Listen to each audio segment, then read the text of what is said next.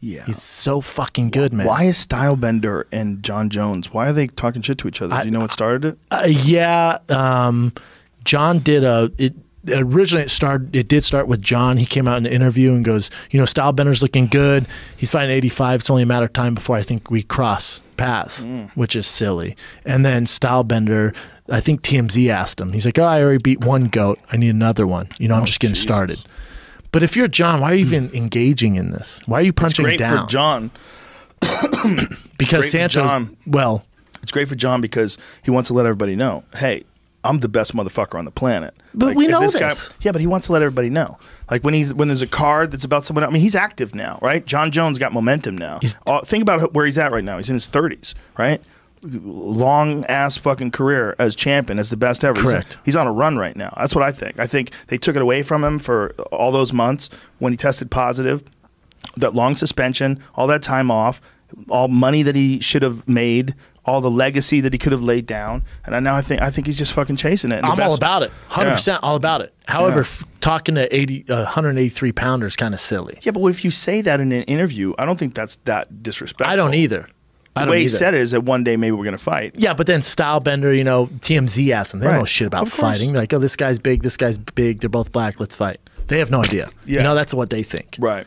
So then it gets picked up. But then also, I think John Jones is the hot, you know, senior in high school, and Stylebender's the new freshman who's hot, and it's like Mean Girls. Like, fuck that dude. It's also, I wonder how much of this is like they all agree is good for business. It's entertainment. Yeah, it's well, look good at for Conor. business. Anytime there's a fight, blast something out. That shit talking keeps you relevant. It was, it's worth something. It's worth something to both of them. Agree. Like if Stylebender and John Jones did decide to fight one day, that shit's worth something to both of them. Agree.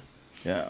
Agree. There's a big gap between 85 and 205 though, man. John's a giant 205er. Yeah. John could beat up any heavyweight in the world with ease. Could beat up probably 6 of them in a night. So to fight a 183er is weird.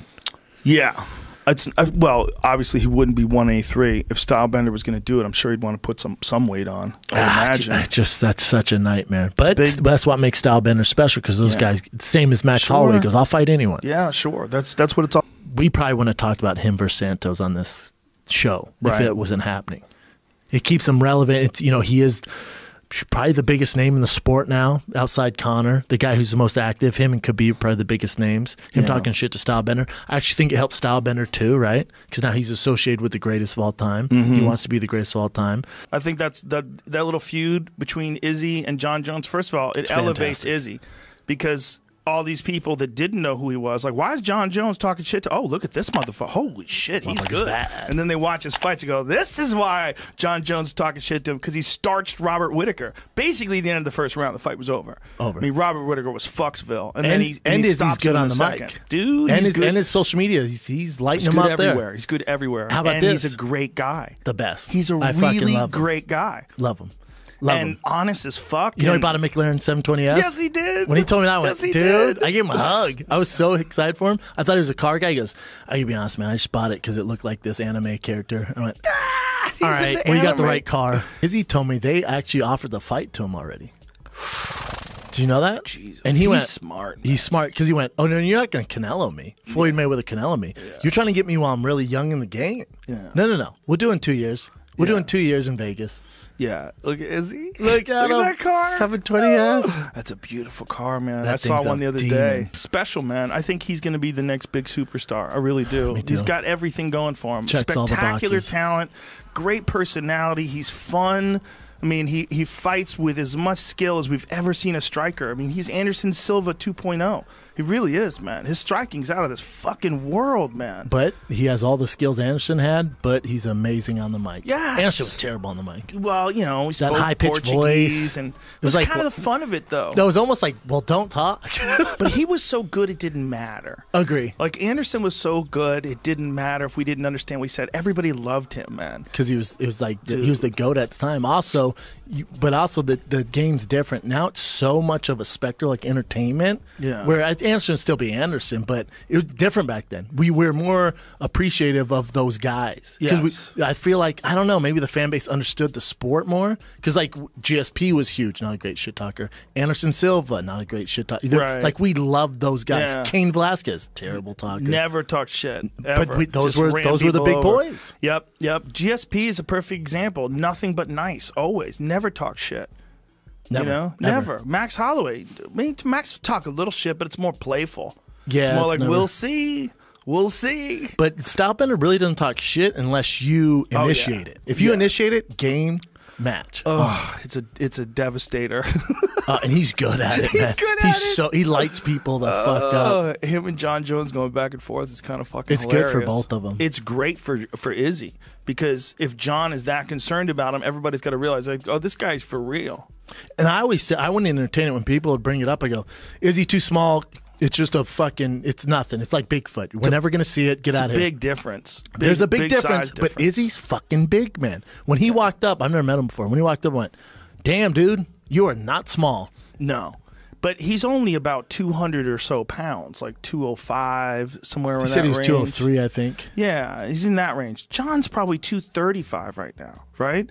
And John has two brothers that are elite NFL athletes. Pro bowlers. I mean, bro, he comes from fantastic genetics.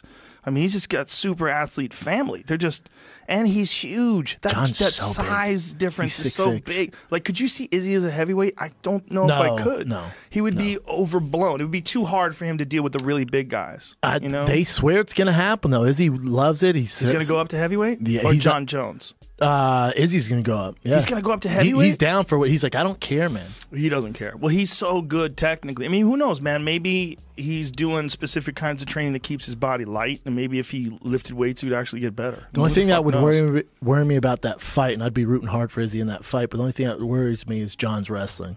Oh, yeah, man. You forget how good remember he took down DC in Olympia. Yes, he did. He wanted to make a point. First round. So if he wants to play that game, he can play it. But John can do everything. And one thing he does better than anybody that's ever fought, utilize distance. He utilizes distance better than anybody. He's the very best at keeping you here. And a lot of people accuse him of poking people in the eyes. There have been some incidents. I don't think he's doing it on purpose. I think, and I agree with you, he shouldn't do it. He should close his fist. But what I'm saying is, the way his style is, he keeps you out here and then bang, keeps you out here, bang. Yeah, it's a distance side kick to the feeler. leg, oblique kick, leg kick, pops you with a jab, hits you with a knee, keeps you here, keeps you here. These are his antennas, really. Dude, he's just feeling out like a snake's tongue. Yeah, he's got space, like this much space where he could fuck you up, but you can't hit him. He's got this because he's so comfortable in world championship fights. He's had nothing but world championship fights. That's all he knows. Yes. So when you're at the top of the food chain with the bright lights, main event, and you're like, holy shit, this is the big one. John's like, this is a fight. All his fights Another day are in like the office. This. Another day in the That's office. how Tyson was when Tyson was crushing people. That's how Anderson was when Anderson was crushing people. They thrive in the lights. And they get to this point where you have to be so much better to beat them because you're shitting your pants going in, you're compromised, and you're fighting a guy who's at the peak. He's in the zone.